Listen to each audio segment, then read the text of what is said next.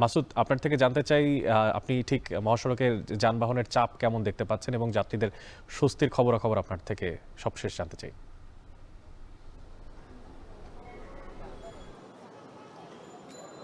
অনেক এখন পর্যন্ত আমরা দেখেছি যে গাড়ির চাপ কিছুটা বেড়েছে। কারণ হচ্ছে যে এই যাত্রায় মানুষের আসলে এই যাত্রা শুরু করেছে মানুষ।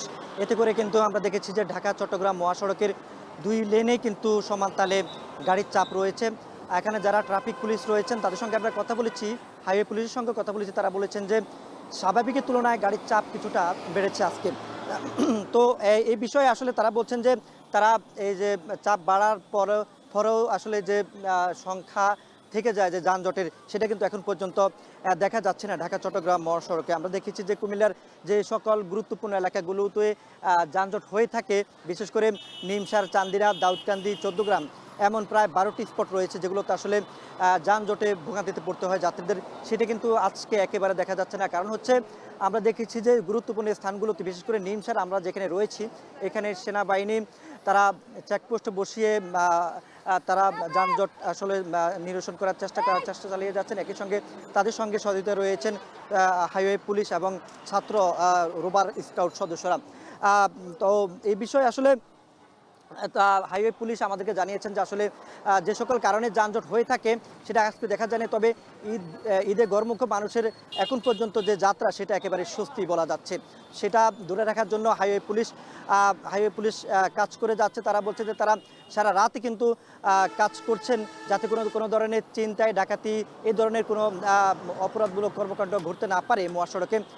সেগুলো তারা চেষ্টা করছেন সারা রাত। সে সঙ্গে দিনের বেলাতে তারা অতিরিক্ত পুলিশ মোতায়েন রেখেছেন প্রায় ১,০০০-এর উপর। তাদের সঙ্গে কাজ করছেন রোভার স্কাউট সদস্যরা। তারাও রয়েছেন প্রায় ২ শতাধিকের মতো কুমিল্লার ১০৫ কিলোমিটার অংশে।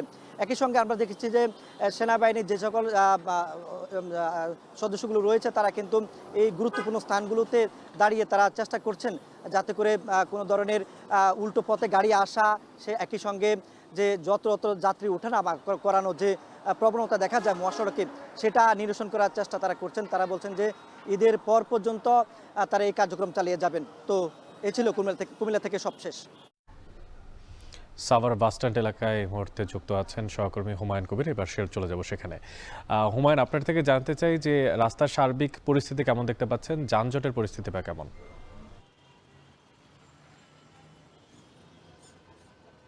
অনেক আপনি জানেন সাভার আসলে হচ্ছে শিল্পাঞ্চল। ফলে শিল্পাঞ্চল হওয়ার কারণে এবং আগামী পবিত্র ঈদ উল ফিতরকে সামনে রেখে কিন্তু সড়কে মানুষের চলাচল বেড়েছে এবং যানবাহনের চাপ কিন্তু ঢাকা আরিচা মহাসড়কে যথেষ্ট পরিমাণে বেড়েছে এবং আপনি জানেন উত্তরবঙ্গের ২২টি জেলার যানবাহন কিন্তু এই ঢাকা আরিচা মহাসড়ক এবং নবীনগর চন্দ্রা মহাসড়ক হয়ে কিন্তু যাতায়াত করে এবং সে কারণে কিন্তু ঘরমুখী মানুষ কিন্তু গত কয়েকদিন ধরে ঈদকে সামনে রেখে যাত্রা শুরু করেছে। যাদের পরিবার পরিজন রয়েছে তারা কিন্তু গত কয়েকদিন ধরেই যাচ্ছেন। তো সে কারণে কিন্তু সড়কের চাপ কিন্তু বেড়েছে এবং আজকে যেহেতু শিল্পাঞ্চল সাভার আশুলিয়া, সে কারণে শিল্পাঞ্চলের বেশিরভাগ পোশাক কারখানা কিন্তু আজকে ছুটি দেওয়া হবে।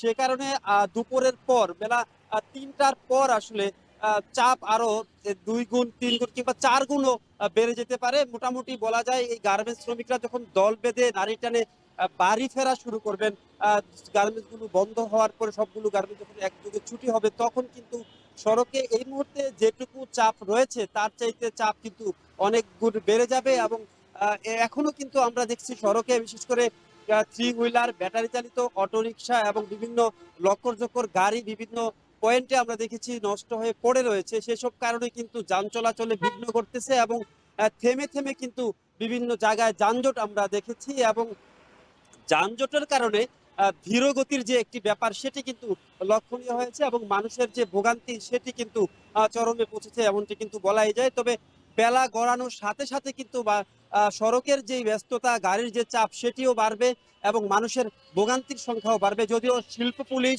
এবং এখানকার আমরা জেলা পুলিশ রয়েছে, তারা কিন্তু বলছে যানজট নিরসনে তারা মাঠে রয়েছে এবং তারা কাজ করছেন। এই ছিল আমার কাছে সড়কের সর্বশেষ পরিস্থিতি নিয়ে বিস্তারিত। ঢাকা চট্টগ্রাম মহাসড়ক এবং সাভার থেকে যুক্ত ছিলেন সহকর্মীরা, জানাচ্ছিলেন ঈদে বাড়ি ফেরা মানুষের, ঘর ফেরা মানুষের সবশেষ খবরাখবর।